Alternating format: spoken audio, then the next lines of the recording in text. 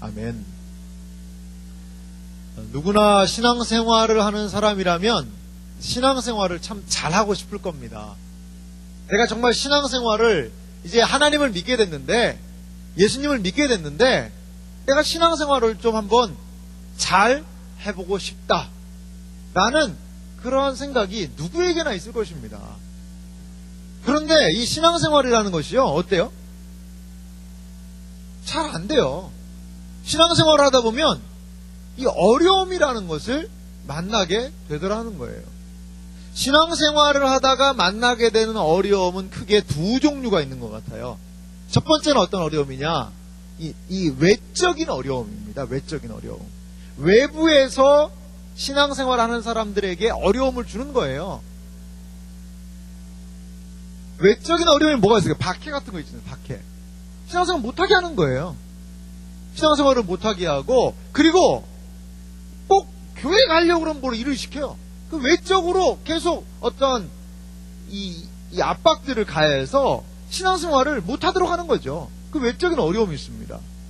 또 하나 어떤 어려움이 있을까요? 그것은 바로 내적인 어려움이 분명히 있습니다. 첫 번째 살펴봤던 이 외적인 어려움은요, 내적인 어려움의 그 동기일 수 있습니다. 동기일 수 있죠. 외부적으로 어려움이 오니까 이제 마음까지 힘들어가지고 같이 다운돼 버리는 것이죠. 하지만 외적인 어려움이 반드시 내적인 어려움을 수반하지는 않습니다. 외적인 어려움이 없어요. 전혀 어려움에도 없음에도 불구하고 신앙생활이 잘 안 되는 거죠. 이 내면에 이 연약함이 생겨가지고 이 믿음 생활이 잘 뻗어 나가지를 못한다는 거예요. 우리의 신앙생활은요, 그래서 이 참 신앙생활을 한다는 게 정말 어려운 것 같아요. 너무나도 많은 요소들이 우리의 신앙생활을 지금 흔들고 있다는 것입니다. 누구 하나 신앙생활을 시작한다고 그럴 때 도와줘서 그 신앙생활이 잘 뿌리내리도록 하는 것은 쉽지 않아요. 정말 쉽지 않습니다. 여러분들 느낄 거예요. 내가 신앙생활을 좀 잘해봐야지라고 다짐하고 결심하면 왜 이렇게 일이 많아? 여러분 성경 뭐 그 얘기 안 하려고 그랬는데 성경 하니까 여러분 기억나죠? 아 맞다 하면 안 됩니다. 오늘 무슨 날이에요? 여러분이 그동안 읽었던 그 자랑스러운 훈장과도 같은 성경 읽기표를 제출하는 날 아닙니까? 할렐루야. 여러분 성경을 나는 절대 도저히 안 읽을 거야 라고 결심하고 다짐하는 사람도 있을 수 있어요. 하지만 우리가 성경 읽기를 시작할 때 그래 나도 할 수 있겠다, 나도 한번 해보리라 라고 야심차게 시작했지만 여전히 욥기에서 헤매는 사람이 있다는 얘기가 있어요. 욥기는 어디죠? 시작점입니다. 시작점. 욥기 42장을 못 넘어가는 거죠. 시편에서 다윗과 함께 주저앉았다는 사람들도 있고, 이사야 읽다가 뭐 그래요. 이렇게 우리가 무엇인가 하나님 보시기에 좀 온전한 것들을 하려고 그러면 늘 이러한 방해의 요소들이 존재하게 되더라는 것입니다. 되더라는 거예요. 신앙이요, 저는 성숙한다라는 것은 어떤 뜻이 있을까? 여러 가지로 생각해 봤어요. 과연 신앙이 성숙한다는 건 뭘까? 주일날 안 빠지고 교회 나오는 것? 화내도 그냥 참는 것? 물론 신앙이 성숙하면 그럴 수 있어요. 그런데 이 신앙이 성숙한다라는 것은 이러한 외적인 어려움 그리고 내면적인 어려움들을 적절하게 다룰 수 있는 이제 스킬이, 힘이 생기는 거예요. 이 사람을 막 신앙생활을 못하게 압박을 해요. 압박을 하면 할수록 더 그 가운데 진실함이 생기는 거예요. 이 초대교회 성도들이 그랬거든요. 신앙생활 한다고 해요. 잡아 죽이는 거예요, 사람을. 다른 거 없어요. 교회 다녀. 예수님 믿어. 이거, 그래? 그럼 너 죽어. 그러면서 죽이는 거, 이게 말이 됩니까, 여러분? 그런데, 그럼 죽이면, 아유, 더 이상 나 안 믿을래요. 야, 이게 예수 믿으면 큰일 나는구나. 이러면 될 텐데, 그 사람들이, 그래, 죽여. 그래서 죽었어요. 그러면 그 주변에 있던 사람들이 와, 예수 믿으면 저렇게 된대. 야, 다 믿지 말자, 단체로. 그렇게 했으면 좋겠는데 어떻게 하냐면 단체로 더 믿었어요. 그래서 터키 지역에 들어가면 이 카타콤이라고 있습니다. 카타콤은요, 이 지하에다가요, 그리스도인들이 지하로 대피해서 살았어요. 어떤 카타콤은요 6,000명이 살아요. 지하 20층까지 파고 내려갔대요. 20층까지 파고 내려갔다는 거예요. 거기에는 보니까 환기시설도 있고요, 예배초소도 있고요. 지금은 거기 카타콤이 관광상품입니다, 여러분. 관광상품이. 그 정도로 지하에서, 그 사람들, 여러분, 지하에서 살고 싶은 사람이 어디 있어요? 반지하에 하나, 지하에서 사시는 분들이 있으면 참 죄송한데, 근데 거기 살고 싶어요, 정말? 저도 예전에 한번 반지하에 살은 적이 있었어요. 반지하의 특성은 뭐예요? 아침에 이게 분간이 안 된다는 거죠. 그 안에 들어가 있으면. 시계를 잘못 보면 이게 아침 6시인지 저녁 6시인지 이게 구분이 안 간다는 거예요. 이게 반지하의 특성이죠. 아니, 반지하는 좀 들어옵니다. 저도 예전에 반지하에서 한번 꽤 좀 산 적이 있는데, 야, 진짜 어둡더라고요. 낮에도 형광등 켜야 되고. 그래요. 근데 뭐 때문에? 그 신앙생활 한다는 그것 때문에 다 사람들이 반지하 정도가 아니죠. 지하 20층으로 내려가는 거예요. 지하 20층으로. 햇빛도 못 보는 데서 거기서 사는 거예요. 왜? 믿음 지키려고. 놀랍지 않습니까? 내면적인 어려움도 마찬가지예요. 이 내면적인 어려움이 왔을 때, 이게 왜 이래? 뭔가 이렇게 픽 날라와요. 요즘에 픽 날라와요. 뭔가 아파. 봤더니 피가 줄줄 나. 이게 뭐지?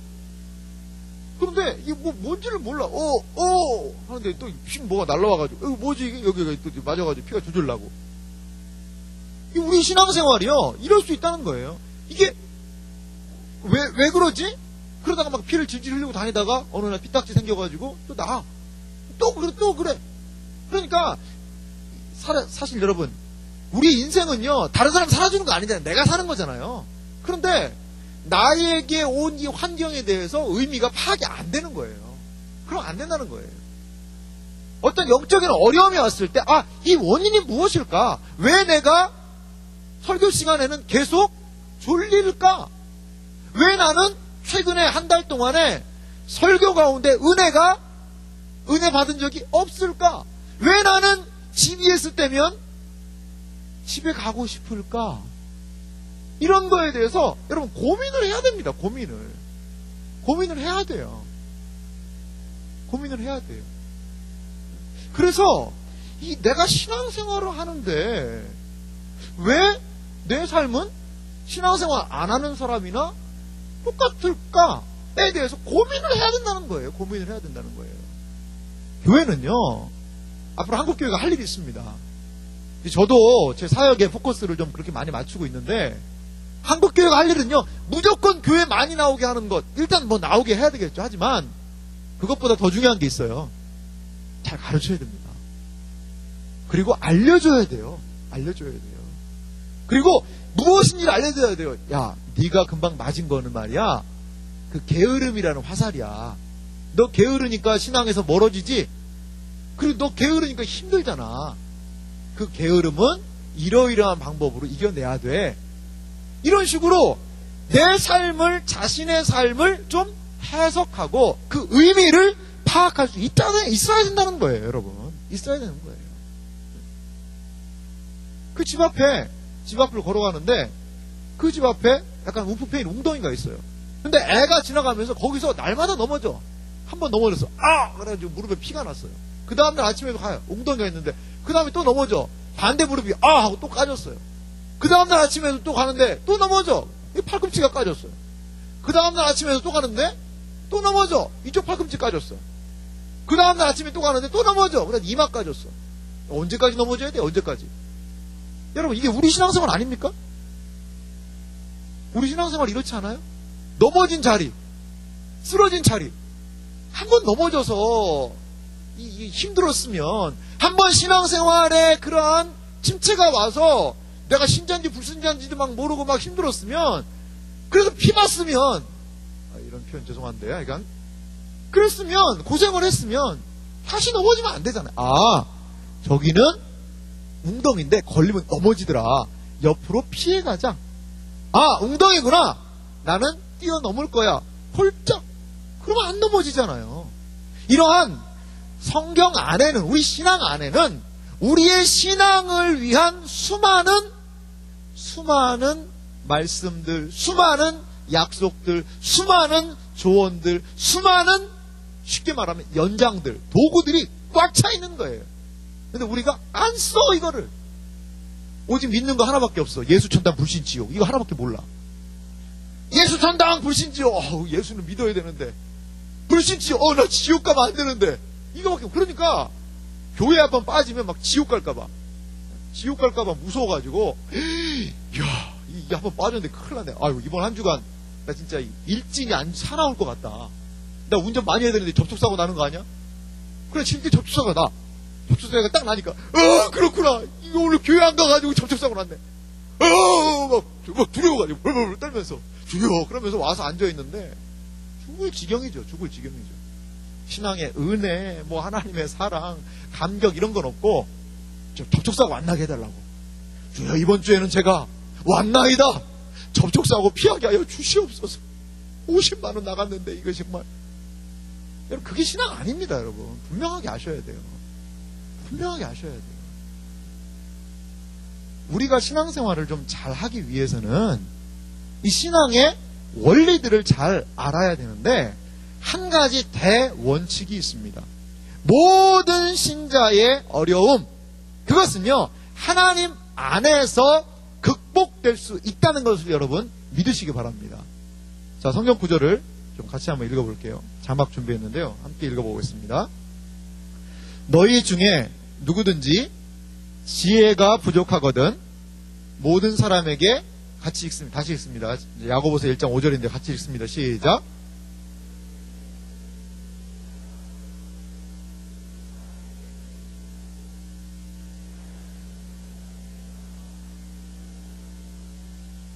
아멘. 자, 이 말씀이 어느 때 가장 많이 들었던 말씀이에요? 수능 보기 전날 아빠가 이제 얘기하죠. 자, 일로 와라. 네, 말씀 펴자. 너희 중에 누구든 지혜가 부족하거든 내일 수능 당일입니다. 주여 도와 주옵소서. 지혜를 주시옵소서. 이렇게 기도 많이 했고 저도 그렇게 기도 받았어요. 네, 저도 그렇게 받았어요. 웃고 계시는 분들은 그런 기도 많이 받았던 분들 같던데 맞아요. 그런 부분들이 분명히 있죠. 근데 야고보서 본문을 보면 여기에서 말하는 이 지혜라는 뭐냐면 신자답게 사는 지혜입니다. 이 지혜는 뭐냐? 어려움을 이기는 지혜입니다. 이 지혜는 뭐냐? 시험을 이기는 지혜. 그거 구하라는 거예요. 시험에 빠져있고 영적인 침체에 빠져있으면 하나님께 구하라는 거예요. 하나님께 구할 때 하나님은 어떤 분이세요? 모든 사람에게 후히 주시고 꾸짖지 아니하신 하나님께 구하라 그리하면 주시리라. 하나님이 이 지혜 주셔서 뭐하게 하시는 거? 영적인 침체에서 벗어나고 시험의 자리에서 이겨내고 그리고 낙심과 절망의 자리에서 다시 한번 하나님께 대하여 믿음을 반응할 수 있게 된다는 것이죠. 된다는 거예요. 여러분, 모든 영적인 어려움 하나님 안에 해답이 있고 하나님 안에서 해결될 줄 여러분 믿으시기 바랍니다. 할렐루야. 그렇습니다. 이러한 우리의 마음 가운데 이 하나님 아버지에 대한 명확한 인식을 갖는 것이 필요하다는 것입니다. 우리가요, 열왕기상 본문을요, 오늘 살펴보면 한 3번 정도 살펴봅니다. 영적 침체라는 주제를 가지고 영적 침체의 원인이 무엇이었을까? 특별히 엘리야를 통하여서 우리가 몇 가지를 살펴봤었죠. 엘리야 영적 침체, 어떤 원인이 있었다고 좀 우리가 살펴봤죠? 기질적인 측면도 좀 원인이 될 수 있겠다. 엘리야가 막 확 일어났다가 훅 꺼지는 그런 기질적인 측면들도 있었고, 육체의 피로, 이것도 분명히 영적 침체의 한 요인이 될 수 있었겠다. 우리 살펴봤습니다. 그리고 엘리야가 영적 침체에 빠진 결정적인 이유가 뭐였어요? 바로 뭐였죠? 불신앙이었습니다. 불신앙. 하나님에 대한 불신앙. 내 열심으로 무엇인가를 이루려는 불신앙이었어요. 그에게서 그래서 영적 침체가 왔죠. 그 다음 영적 침체가 그러면 어떻게 극복될 것이냐. 지난 시간을 통해서 한 2가지 측면을 생각해 봤어요. 첫 번째 뭐라는 거죠? 쉼을 누려라. 좀 쉬어야 된다는 거예요. 쉬어야 된다는 거예요. 그리고 또 하나, 하나님의 위로를 경험하는 것이죠. 하나님의 위로가 영적 침체에서 우리를 극복시키는 가장 중요한 요소죠. 이 엘리야도 그러잖아요. 숯불에 구운 떡도 먹고 물도 마시면서 쉼과 더불어서 하나님의 놀라운 위로를 경험한 것을 우리는 살펴보았습니다. 자, 오늘은 이제 그러면 이 엘리야가 어떻게 회복이 되었을까? 특별히요, 이 엘리야가 회복된 모습을 우리가 좀 엘리야의 사명과 연결해서 우리 좀 살펴봤으면 좋겠어요. 19장, 열왕기상 19장 9절은 이렇게 시작을 합니다. 엘리야가 이제 하나님의 산 호렙에 가는데요. 9절 말씀 같이 한번 읽어볼까요? 이제 어떠한 일을 행동을 하는지 엘리야를 봅시다. 40주 40야를 가서 하나님의 산 호렙에 도착을 합니다. 그 다음에 이제 엘리야가 하는 행동입니다. 19장 9절입니다. 열왕기상 함께 읽어보겠습니다. 엘리야가 그곳 굴에 들어가 거기서 머물더니 여호와의 말씀이 그에게 임하여 이르시되 엘리야야 내가 어찌하여 여기 있느냐. 엘리야가 간 곳은 어디였습니까? 굴이었다는 것이죠. 굴이었어요. 굴로 들어갔어요. 호렙이라는 거기에 호렙산에 아마도 굴이 있었던 것 같아요. 엘리야가 지금 굴로 들어갔어요. 엘리야는 지금 어떨까요? 상당히 내가 무엇인가 할 수 있다고 이 18장에서 막 불이 하늘에서 떨어지고 뭔가가 일어날 줄 알았는데 아무것도 일어나지 않은 상황으로 인해서 그는 실망합니다. 실족합니다. 그러니까 자신의 뭘 느끼는 거예요? 한계와 자신의 무능력을 느끼는 거예요. 무기력함을 느끼고 있는 거예요. 지금 상당히 무기력함을 느끼고 있어요. 그러면 이렇게 무기력함이 계속 가중될 때 어떻게 될까요? 우울증 옵니다. 우울증. 사업 실패한 분들 우울증 올 수 있어요. 우울증. 그리고요, 뭐가 있었어요? 그러한 무기력함을 경험하고 있고, 또 이세벨이라는 이 여자가 이 광기를 가지고, 이세벨은 정말 어떻게 보면 통제할 수 없는 미친 여성입니다. 미친 여성이. 막 죽이겠다고 지금 쫓아오고 있거든요. 그러니까 엘리야에게 두 가지 어려움이 있는 거예요. 자신의 무기력함을, 그것으로 인한 우울증, 그리고 밖에 나가서 그 이세벨이 나를 죽이면 어떠라고 하는 이세벨의 광기에 의한 두려움, 이것이 그를 엄습하고 있는 것입니다. 근데 그가 들어간 곳은 어디라는 거예요? 굴이라는 거예요. 굴. 만약에 엘리야가요 굴 속에 계속 있었다면 어떻게 됐을까요? 아마 수염이 이렇게 털 길러가지고 굴에서 안 나왔을 가능성이 큽니다. 굴에서 살았을 거예요. 왜? 나가기 싫은 거예요. 나가기 싫은 거예요. 세상은 엘리야의 뜻대로 돌아가요? 안 돌아가요? 안 돌아가고 있어요. 그리고 어떻게 해요? 그것뿐만이 아니라 너 죽인다. 너 보이면 내가 죽인다. 위협하고 있어요. 숨기 좋은 곳이 굴입니다. 하지만 굴에 계속 있으면요 우울증이 더 심해집니다. 더 우울해지는 거예요. 굴 분위기 자체가 그렇잖아요. 굴 분위기 자체가 점점 나락으로 더 가라앉게 하는 특성이 있다는 것입니다. 그래서 하나님께서요 열왕기상 오늘 읽었던 본문 19장 15절 상반절은 이렇게 말씀하세요. 자, 같이 한번 읽어보겠습니다. 19장 15절 상반절입니다. 여호와께서 그에게 이르시되 너는 내 길을 돌이켜 광야를 청하여 다메섹에 가서 이르거든. 이 굴에 있지 말라는 거예요. 굴에서 하나님을 만나고 굴을 나가라는 것입니다. 굴을 나가야 돼요. 여러분의 생각에 굴이 있어요. 관계 단절에 굴이 있어요. 영적 침체가 오면요 귀찮아요. 만나기 싫어요. 어려워요. 그래서 혼자만의 굴로 들어가요. 혼자만의 터널로 들어가요. 그래서 거기에서 숨는 거예요. 피하는 거예요. 그것만이 해결은 아닙니다. 근데 여러분 꼭 기억하셔야 돼요. 잠수만이 해결이 아니라는 거예요. 하나님을 피하는 것만이, 관계를 단절하는 것만이, 그래 그럼 나 다 끊고 나 그냥 혼자 있을 거야, 그것만이 문제 해결이 방법은 아니라는 것입니다. 걸어 나가야 돼요. 여러분 굴을 나오십시오. 여러분 굴을 나오셔야 돼요. 여러분 신앙적인 어두운 그늘, 어두운 터널 나와야 돼요. 나와야 돼요. 우리의 신앙생활 여러분 어떻습니까? 광명한 빛 가운데 거하면서 은혜로 신앙생활 하고 계십니까? 아니면 정말 굴에, 그 심시한 굴 속에서 만나는 친구가 누구죠? 박쥐죠, 박쥐. 찍찍 박쥐. 배트맨 대라는 그런 건 아닙니다만, 그 굴에서 박쥐랑 친구하면서 있으면 안 돼요. 나와야 돼요. 굴 밖으로. 다시 굴 밖으로 나와야 됩니다. 하나님의 은혜의 자리로 나와야 됩니다. 하나님이 말씀하시는 사명의 자리로 나아가야 한다는 것입니다. 이러한 엘리야에게 하나님께서는요, 사명을 선언하십니다. 열왕기상 우리 19장 15절 말씀을 조금 상반절을 읽었는데요. 그에게 준 사명이 무엇이었을까요? 한 세 가지가 보여요.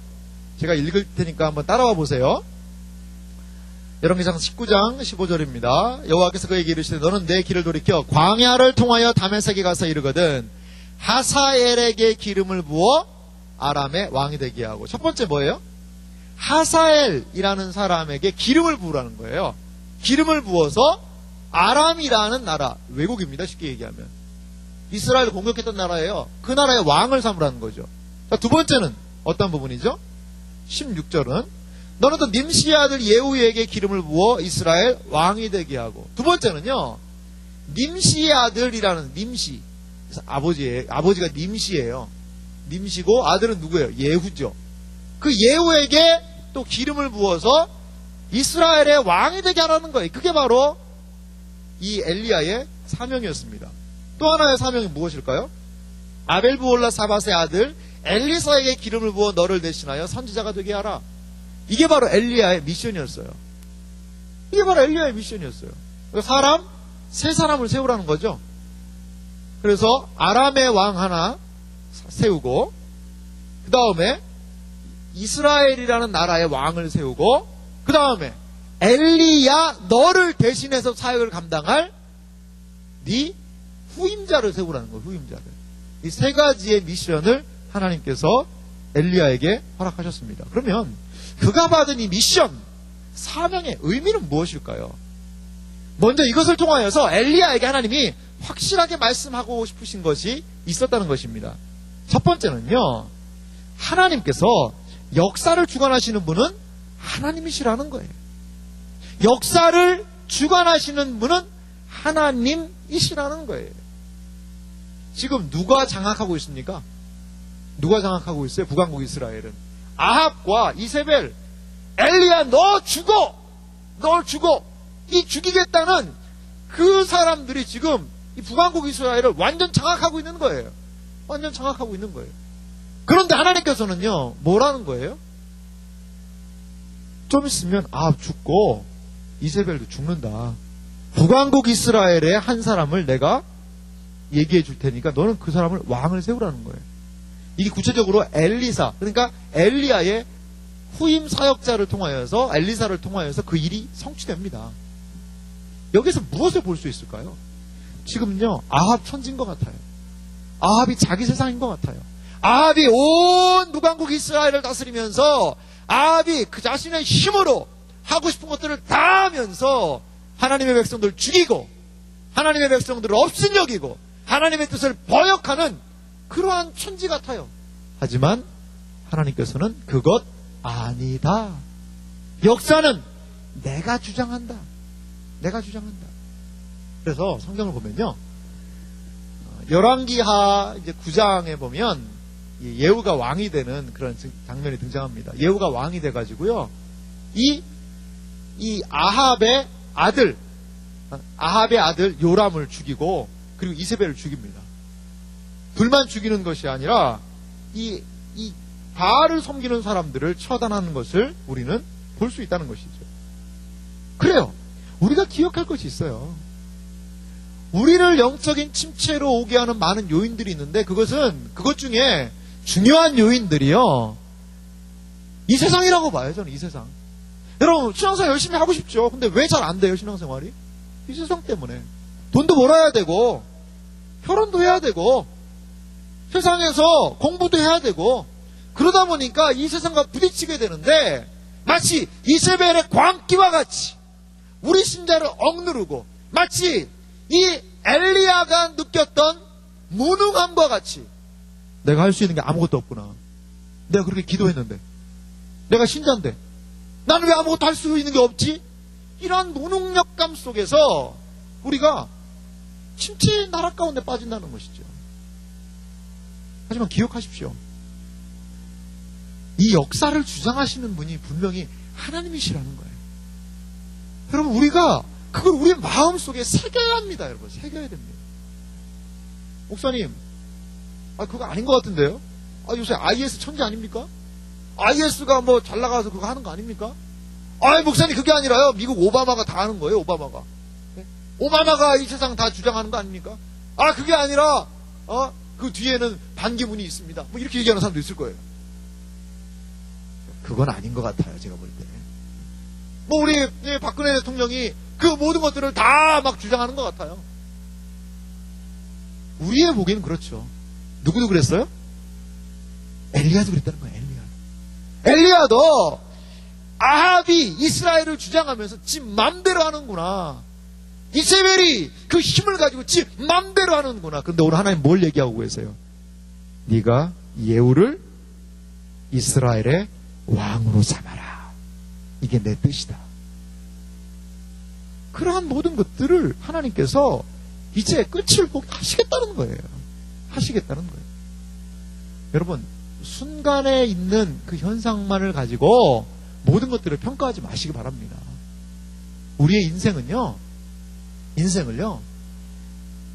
어떤 사람들은 막 일주일 단위로만 생각하는 사람들이 있어요. 일주일 단위로. 월요일 날 기분 안 좋으면 그거 가지고 막 그냥 해가지고 한 주간 내내 하다가 일주일 단위로. 그러지 말고 우리의 삶을요, 1년 단위, 5년 단위, 10년 단위, 어떻게 보면 통으로 좀 볼 수 있는 안목이 우리에게 필요합니다. 여러분, 오늘 망했다고 내일 못 살아날 것 같으세요? 다 지나가요. 저도 어려움들을 당해보고 막 그냥 고민하고 어려움 속에서 막 살 빠지고 그러한 어려움을 겪을 때도 있는데, 이제 무슨 생각이 드는지 아세요? 이것도 지나갈 거야. 이 생각 들더라고. 어떤 할머니가, 이제 그 할머니가 하는 법칙이 있어요. 3일의 법칙이라는 게 있어요. 3일의 법칙. 어려움을 만나게 되면 이 할머니는 어떻게 하느냐? 3일 동안 기도한다는 거예요. 3일 동안. 왜 3일인지는 잘 모르겠는데, 그 할머니의 얘기는, 예수님도 3일 만에 부활했잖아. 아주 단순하죠. 성부, 성자, 성령, 삼위일체에서 3일이 아니라 예수님도 돌아가셨다가 3일 만에 부활했지 않냐. 근데 진짜 그러더라는 거예요. 인생의 문제라는 것이. 그때 당시는 막 당장 나 죽네 막 그러고 막 으악 소리 나고 하는데, 한 3일 지나니까 견딜만 하네. 그렇게 되더라는 거예요. 세상은요, 늘 신자를 막 흔들어요. 흔들어요. 네? 이걸로 흔들고, 막 재정적인 걸로 막 흔들고, 관계로 막 흔들고, 또 그러다 보니까 믿음 없음으로 막 흔들고, 막 흔들어요. 흔들어서 우리가 막 정신없게 하는 거예요. 그럴 때마다 우리가 시선이 어떻게 돼야 되겠어요? 막 그 문제만 보고, 아이고, 이거 어떡하나. 나 죽네. 이러지 마시고, 그럴 때 이 말씀 꼭 생각하세요. 믿음의 주요, 온전케 하시는 이인, 예수를 바라보자. 할렐루야. 눈을 들어야 됩니다. 하나님, 저 어떻게 살아야 되죠? 하나님, 도와주세요. 내가 산을 향하여 눈을 들리라. 나의 도움이 어디서 올꼬? 나의 도움이 천지를 지으신 여호와에게서로다. 할렐루야. 그렇습니다. 이 하나님 바라봐야 돼요. 그러할 때에 우리는 우리의 인생을 제대로 볼 수 있고, 우리의 인생이 무엇인지 온전한 의미를 거기에서 발견할 수 있으리라 믿습니다. 자, 그렇습니다. 역사를 주관하시는 분은 하나님이시라는 것, 그것을 이 사명 안에서 우리는 발견할 필요가 있습니다. 두 번째는요, 이 사명과 더불어서 기억할 것은요, 하나님은요, 당신의 일을 반드시 이루신다는 것입니다. 우리 둘째는 같이 읽어볼까요? 큰 소리로 같이 읽어보겠습니다. 하나님은 당신의 일을 반드시 이루십니다. 할렐루야. 하나님이요, 자기의 일을 이루세요. 자기의 일을 이루어 나가세요. 참 놀라운 일들이 너무나 많은 것 같아요. 하나님이 하시는 일은요, 누구도 막을 수가 없습니다. 막을 수가 없어요. 하나님은 북왕국 이스라엘에서 바알 종교를 뿌리 뽑기 원하셨습니다. 그래서 엘리야가 동원됐죠. 바알과 아세라를 섬기는 사람들. 그래서 그 불이 내림으로 인하여서 바알 선지자들을 막 450명을 다 죽여버렸어요. 그래도 이세벨이 꿈쩍도 안 하는 거죠.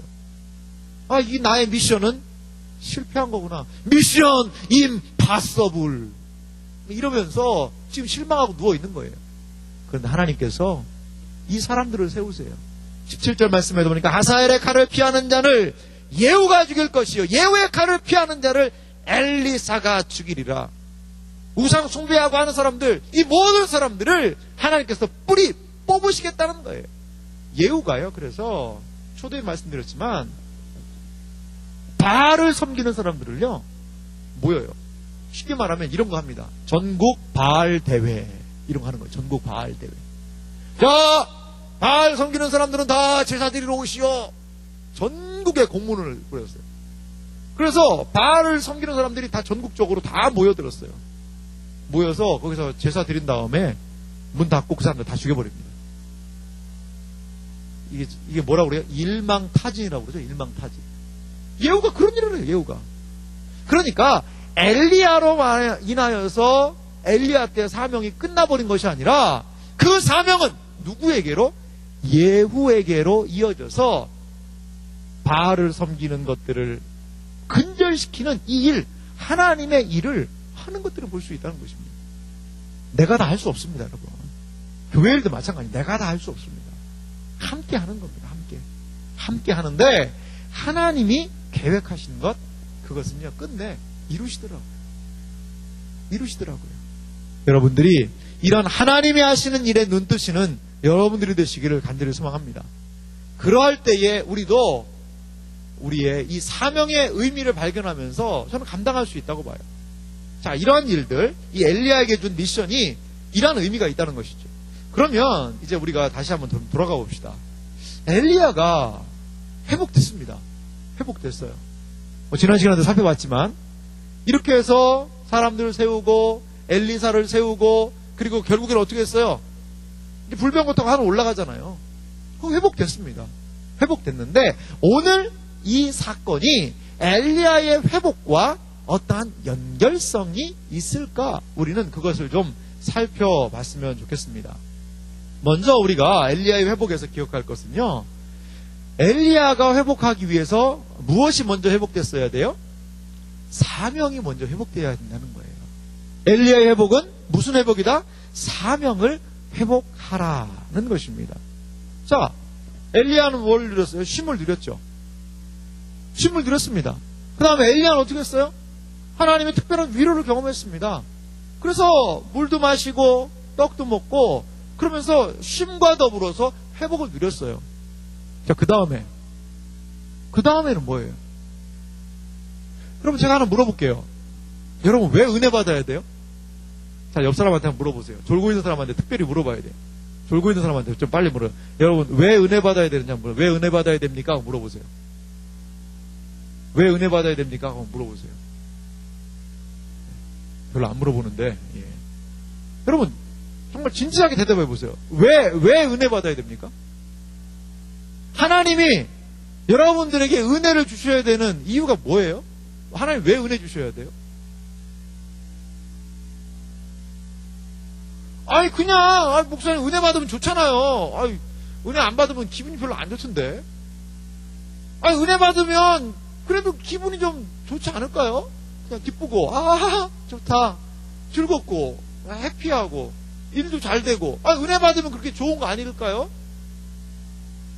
은혜, 그거 일단 한번 줘보세요. 일단 받아요. 받고 봐야죠. 그렇게 은혜 받아야 되는 거예요. 은혜 왜 받아야 됩니까, 여러분? 은혜 받아야 되는 이유가 뭘까요? 엘리야에게 쉼을 허락하고, 떡 먹이고, 물 마시고, 그를 살려는 이유가 뭐예요? 그것은 바로 사명 감당을 하는 겁니다, 여러분. 은혜에는요, 목적이 있어요. 은혜에는 목적이 있는데, 그것은 우리로 하여금 사명을 감당하게 하기 위하여서 은혜가 필요하다는 것입니다.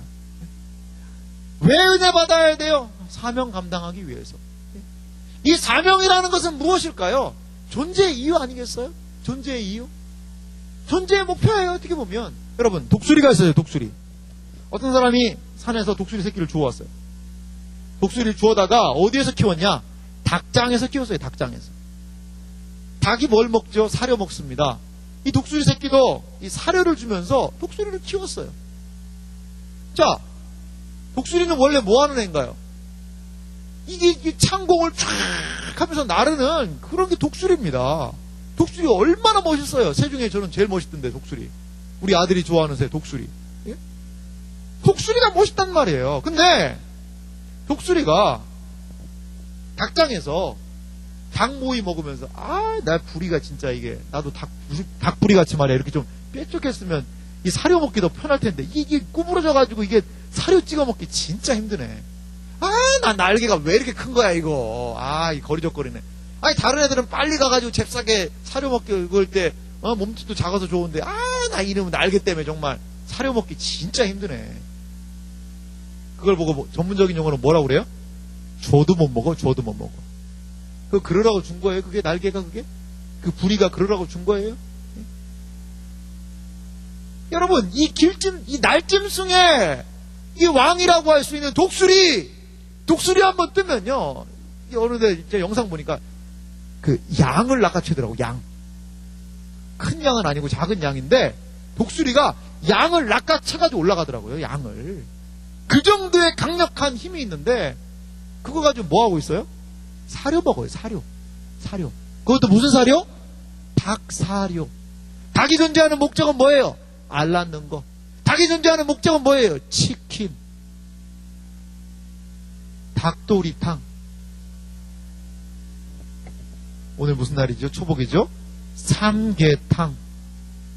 을 위해서 존재하는 닭들이 먹는 사료 먹으면서 나 날개 진짜 불편하네. 여러분 누굽니까? 여러분 누구예요? 여러분 신자입니다, 신자. 구별됐다는 거예요, 세상에. 세상과 다른 존재라고 우리는 선언한 사람들입니다. 세상과 다르게 살겠다고 결심한 사람들입니다. 여러분은 그 날개 가지고 빨리 가는데 거리적거린다고 그러면 안 돼요. 그 부리는 그냥 그 질긴 고기도 확 찢어버릴 수 있는 그러한 날카로운 그런 불이죠. 그 발톱은 무엇인지 움켜쥘 수 있는 힘이 있는 건데 그거 가지고 좀 빨리 가가지고 사료 주워 먹겠다고 하는 독수리 심정으로 그거 아니라는 거예요. 그거 아니라는 거예요.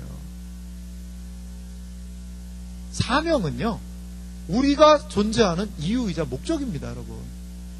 사명이라는 것은요, 우리가 여기에 살아있는 이유라는 거예요. 그걸 여러분 아시기 바랍니다. 여러분, 그리스도인으로서 그러면 사명 얘기하면 지금 우울한 지체가 상당히 많을 거예요. 나는 사명 뭔지 모르겠더라. 난 도대체 뭐 해야 되냐? 나도 사명 알고 싶어요. 그리스도인으로서 명백하게 주어진 공통의 사명이 있습니다, 여러분. 신자로서 주어진 공통의 사명이 있어요. 하나님의 자녀답게 사는 거예요. 하나님의 자녀로서 이 땅을 구별되게 사는 거예요. 여러분, 이 컵의 목적이 뭐예요? 컵이 다양한 많은 것들을 할 수 있지만 컵은 물 담는 거예요. 모든 컵들의 공통의 목표입니다. 근데 그 컵 중에 알록달록한 컵도 있고 빨간색 컵도 있고 노란색 컵도 있어서 각양의 모습은 있지만 공통의 목적은 물 담는 거라는 것이죠. 물 담는 거예요. 이것을 궁극적인 사명이라고 보통 얘기합니다. 신자의 궁극적인 사명은 하나님과 연결되어 있는 거예요. 거기에서 벗어나기 시작할 때 우리는 닭장 안에 독수리 될 수밖에 없어요. 하나님이 주신 거 하나님이 열심히 은혜 주세요. 열심히 은혜 주셔서 신자로서의 사명을 감당해야 하는데도 불구하고 열심히 은혜 주시니까 그거 가지고 열심히 이제 힘내가지고 세상적인 거 사는 거예요. 어디 닭모이 맛있더라. 닭모이 먹으러 다니고 어디 놀러 가는데 재밌더라. 그거 아니라는 거죠. 아니라는 거예요. 우리가 영적인 침체가 오는 많은 상황은요, 저는 우리의 사명을 잘 인식하지 못했기 때문인 것 같아요.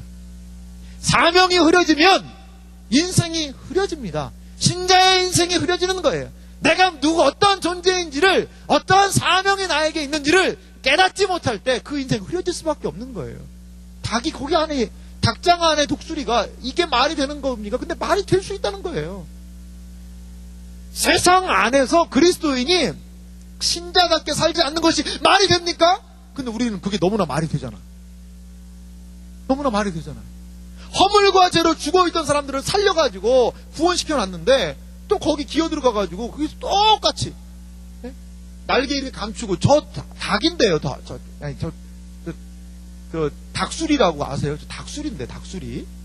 나 그런 거 잘 모르는데 나 닭술인데. 그게 아니라는 거예요. 그게 아니라는 거예요.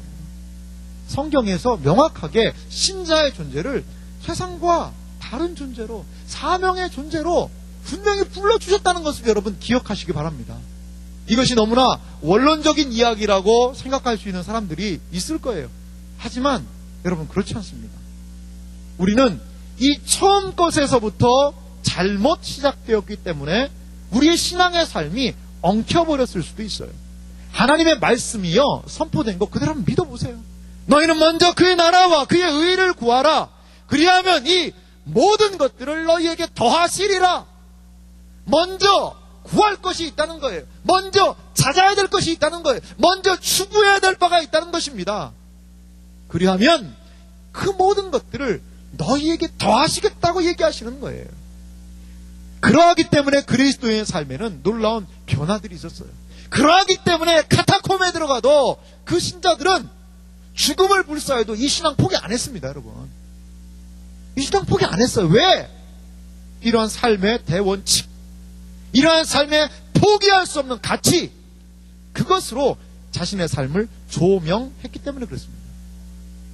어제 선교팀이 12시에 왔어요. 제가 선교팀 오늘 조는 건 좀 제가 양해를 하는데 선교팀 아무도 안 졸아.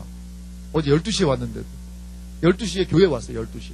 그래서 정확하게 짐 정리하고 12시 반에 우리 선교팀 집에 갔어요.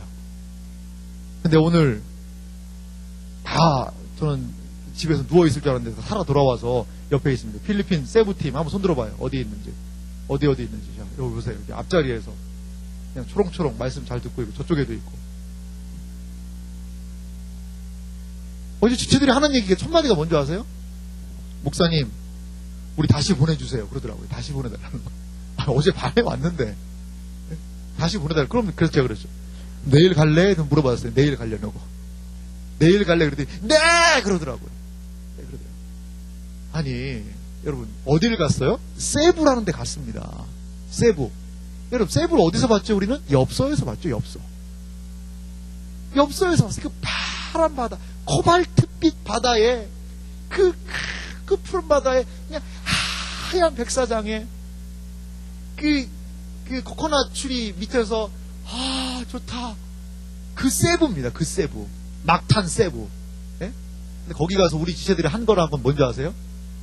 바나나 나무 그 숲 헤치면서 그 필리핀 현지 사람들 가서 나눠서 방문하고 그 애들 모아가지고 애들 막 꼬질꼬질합니다. 정말 꼬질꼬질해요. 저도 가봐서 하는데 꼬질꼬질한 그 애들 여기다가 막 더 꼬질꼬질하게 막 그림 그려주고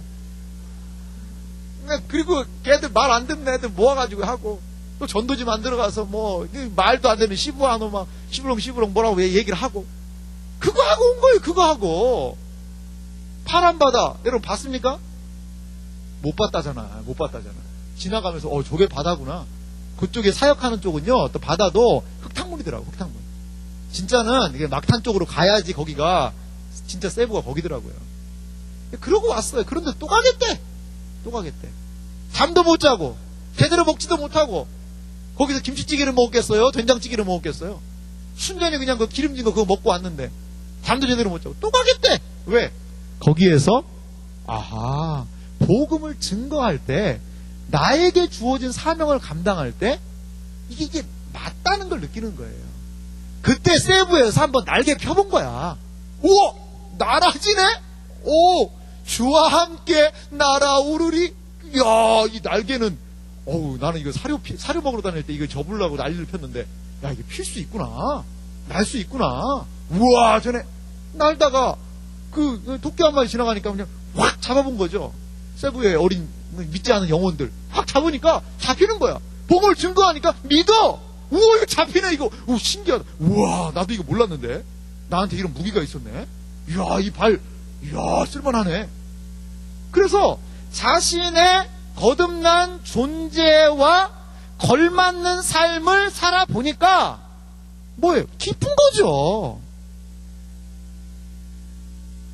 닭수리가 닭장에 있다가 밖에 나와가지고 창공을 훈련 끝에 날았을 때 그 느낌이 어땠을까요?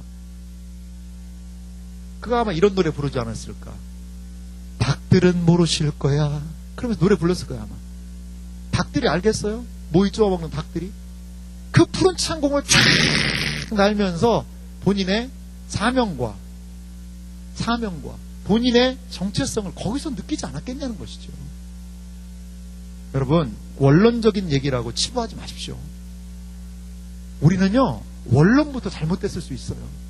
신앙생활의 시작부터 잘못될 수 있다는 거예요. 신앙생활의 중심이 하나님입니까? 여러분입니까? 여러분이 왜 하나님이 은혜 주셔야 돼요? 하나님이 나에게 은혜 주셔야 되는 이유는 제가 그리스도인답게 살기 위함입니다. 하나님이 나에게 주시는 사명 감당하기 위함입니다. 이렇게 얘기할 수 있는 사람 어디 있어요? 손 들어봐요. 우리에게 은혜 받아야 되는 이유는 나 요즘 상당히 힘든데 지쳐있는데 그래도 은혜 받으면 그래도 기분 좀 좋아지지 않을까? 직장생활 힘든데 그래도 은혜 받으면 좀 하지 않을까? 나 중심의 신앙생활 아닌가요, 여러분? 나 중심의? 성경이 말하는 그리스도인은 나 중심의 그리스도는 없습니다. 예수님이 자기의 제자들을 부르실 때 뭐라고 얘기하셨어요? 누구든지 나를 따라오려거든 자기를 부인하고 자기 십자가를 지고 나를 쫓을 것이니라. 자기 길 가는 거예요? 아니에요. 주님의 길 가는 거예요. 주님의 뒤를 따라가는 거예요. 어떻게 보면 신자에게 있어서 내 삶은 없어진 거예요. 내 삶은 없어져 버렸다는 거예요. 그럼 목사님, 내 삶이 의미가 없는데 그 제 삶 자체가 의미가 있습니까? 그럴 때 예수님 뭐라고 얘기하셨어요? 너희는 먼저 그의 나라와 그의 의를 구해라. 그리하면 이 모든 것들을 너에게 채우시리라. 더하시리라. 하나님 열심히 믿으니까 망해서 죽어버렸다. 하나님 열심히 섬겼더니 나중에 완전히 거지가 되어버렸다. 하나님 열심히 섬기고 기도하고 하나님 말씀대로 살았더니 세상에서 왕따 돼가지고 확 죽어서 없어져 버렸다. 그런 사람 있으면 나와보라 그러세요. 정말 나와보라 그러세요. 우리가 하나님 앞에서 더 똑바로 살지 않기 때문에 그것이 문제지, 제대로 신앙에 올인하게 되면요 그 신앙에 맛이 있다니까요. 닭장에서 사료 먹을 때 그 맛도 있죠. 사료 얼마나 맛있을까? 사료 맛있죠. 가끔 주인이 뭐도 잘라줘요? 풀도 잘라줍니다. 풀. 닭도 풀도 먹입니다. 제가 닭을 키워봐서 알아요. 풀 주면요 닭들이 막 그냥 개떼같이 달라들어가지고 풀 먹으려고 막 그러고 있어요. 그거 말고 그 닭장을 확 찢고 나와가지고 이 푸른 창공을 나는 그것 좀 경험해봐야 되지 않겠어요? 신앙생활을 하는데 맨날 신앙생활 간신히 해주는 거예요. 목사님 위해서, 내 친구 위해서, 부모님 위해서 그냥 해주는 거예요. 간신히. 그래요. 제가 해드릴게요. 그렇게 하지 마시고 한번 스스로 한번 해보세요. 스스로. 엘리야가 이 사명 감당하니까, 엘리야에게 이 사명이 다시 주어지니까 흐렸던 그 삶이 분명해지잖아요. 흐렸던 그 삶이 분명해지면서 엘리야는 자신의 길을 완수하며 끝까지 나아갈 수 있었다는 것을 여러분 믿으시기 바랍니다. 그리고 또 하나, 이 사명과 더불어 중요한 부분이 있어요. 두 번째 부분인데요. 사명의 공동체와 함께하라는 것입니다. 두 번째 특징인데요. 사명의 공동체와 함께하라는 거예요. 우리 열왕기상 19장 18절 말씀 같이 한번 읽어보겠습니다. 열왕기상 19장 18절 말씀 우리 같이 읽어볼까요? 같이 읽겠습니다. 그러나 내가 이스라엘 가운데 7,000명을 남기리니 다 바알에게 무릎 꿇지 아니하고 다 바알에게 입맞추지 아니한 자니라.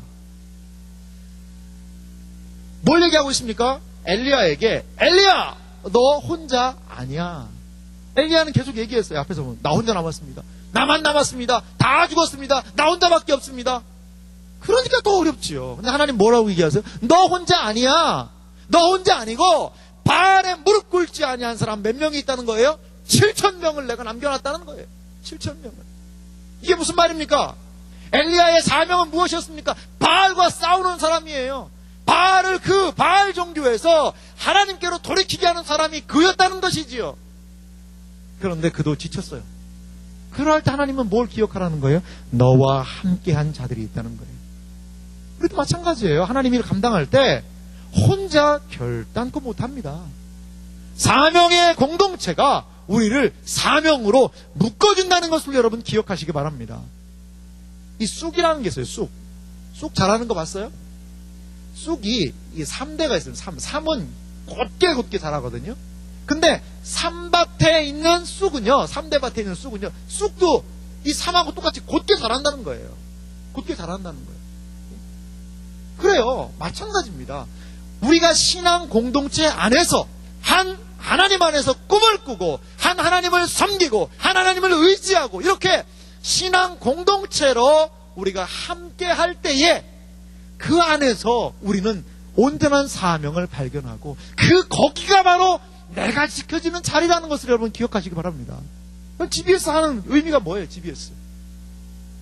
여러분이 도망가고 싶은 그 GBS. 그건요, 서로를 붙잡아주는 자리예요. 결단코 여러분들의 지식을 자랑하는 자리, 결단코 여러분들의 수치를 막 드러내려는 자리가 아니라 우리의 사명을 나누고 함께 기도하고 함께 세워주는 자리가 바로 GBS라는 자리라는 거예요, 여러분. 그 과정을 통해서 우리는 함께 믿음을 공유하는 자리예요. 함께 격려하는 자리예요. 그래서 우리가 하나님의 자녀로 이 사명 가지고 이 정체성 가지고 살아가자. 이런 연약함이 있지만 살아가자. 말씀 보면서 그거 확인하는 자리가 거기에요. 그리고요, 여러분 공동체, 우리 수원제일교회도 여러분들이 여기 앉아서 예배드리고 있지만 수많은 지체들의 섬김이 있었어요. 여러분 주보 있죠, 주보. 얼마나 예뻐요, 이 주보. 이 주보 하나를 만들기 위해서 얼마나 많은 사람의 수고가 있는 줄 알아요? 주보의 내용을 수정하고 내용을 정리해서 내용을 전달하기도 하고 직접 그 내용을 받아서 인쇄를 하고 만들고 출력을 하고 또 자르고 그리고 예배팀 나눠주고 있잖아요. 나눠주고 예배팀은요 12시 20분에 모여서 기도합니다. 먼저 기도합니다. 여러분 몸된 공동체를 좀 섬기세요. 무의도식이란 말이 있어요. 그냥 먹고 노는 거예요. 그렇게 하지 마세요. 공동체에 들어와서 함께 섬기세요. 함께 섬기면서 이 공동체를 만들어 나아갈 때 우리 공동체에게 주신 하나님의 사명은 점점 커질 줄 믿습니다. 전사님들한테 가서 물어보세요. 전사님, 제가 혹시 할 일이 있습니까? 그러면 할 일 없습니다. 그냥 노세요. 전혀 이러지 않으실 거예요. 전혀 이러지 않으실 거예요. 사명이 있습니다. 해야 되는 일들이 있어요. 감당해야 되는 일들이 분명히 있어요. 그래서 공동체의 한 부분을 섬기십시오. 섬기십시오. 리더로서의 섬김, 세간적 위원으로서의 섬김, 아미가스로서의 섬김, 예배팀으로서의 섬김, 기도로서의 섬김, 그리고 교회학교, 주일학교의 교사로서의 섬김, 각양다양한 음향으로 섬기고 방송으로 섬기고 많은 부분에서의 섬김 할 것이 있어요. 오세요. 함께 기도하면서 섬겨나갈 때 우리 공동체를 통하여서는 하나님의 이 사명이 더욱더 명확해질 줄 믿습니다. 우리에게 왜 침체가 옵니까? 사명에서부터 벗어났기 때문에 그렇습니다. 내가 뭐 하는 존재인지를 모르기 때문에 우리는 더 침체 가운데 놓여 있을 수도 있다는 것입니다. 이번 여름 수련회 준비하고 있어요. 이번 여름 수련회 작년에 우리 뭐 했죠? 요한계시록을 했습니다. 요한계시록 1장에서부터 22장까지 제가 설교를 했습니다. 하다가 정말 돌아가시는 줄 알았습니다. 제가 돌아가시는. 11번 설교했는데요. 제가 1시간씩 한 게 아니라 70분에서 80분. 제일 많이 할 때 거의 100분을 했더라고요. 한 번에. 근데 이번에 정말 딱 저녁 집회만 3번 하고 싶었어요. 그러기 저도 소원했고 기도했고. 근데 이게 그 성령의 감동하심이 정말 계속 로마서에 대한 부담을 주시는 거죠. 주님 안 됩니다. 올해만은 주님. 그러시면 안 되죠. 근데 기도하면 할수록 하나님이 그 마음을 너무 주셔서 순종하기로 했습니다. 그래서 여러분, 이번 여름 수련회 때 로마서 10번 강의할 겁니다. 10번. 10번 할 겁니다. 1장에서부터 16장까지 다 할 겁니다. 10번 해요. 로마서를 하다가 뭐 제가 죽든지 우리가 죽든지 다 죽어야 됩니다. 우리는 이제 말씀 앞에서 정말 이 말씀의 의미가 무엇인지 깨달아야 돼요. 알아야 돼요. 그래야지만 거기서 우리의 사명을 발견하고, 그래야지만 신자의 목적과 존재의 의미를 발견하고, 그래야지만 거기서 우리가 살 수 있는 힘을 거기서 얻는다는 거죠. 한번 여러분 도전해보세요. 로마서 내가 이 1장에서도 16장 내가 한번 끝까지 내가 들어보겠다. 주일 저녁에서부터 시작합니다. 월요일, 화요일 하고 이제 수요일은 우리 래프팅 가야 되니까 화요일 밤 저녁까지 한번 참여해보세요. 휴가 내세요. 바쁜 일 다 뒤로 미루세요. 참여하세요. 그래서 한번 말씀에다가 나를 한번 던져보세요. 던져서 과연 하나님 내가 어떻게 해야 됩니까? 이 말씀과 한번 부딪혀보자고요. 그러할 때에 거기에서 사명도 발견되고 영적인 침체도 벗어나고 그러한 시간이 필요하지 않겠습니까? 신자가 어떻게 영적 회복할 수 있을까요? 사명의 자리에 나아가야 됩니다. 사명을 확인하신 여러분들 되시길 바라요. 신자의 본분을 확인하신 여러분들 되시길 바라요. 그러할 때에 우리는 이 세상을 바라보고 나를 바라보는 새로운 눈을 갖게 될 것입니다. 이것이 바로 엘리야를 새롭게 했고, 이것이 바로 엘리야를 회복시키셨던 하나님의 방편이었던 것을 우리는 기억할 수 있습니다. 이러한 하나님의 놀라운 은혜의 역사로 사명을 발견하고 그 사명 부여잡고 이 땅을 살아가시는 그리스도인들이 되시기를 주님의 이름으로 축원합니다. 같이 기도하겠습니다.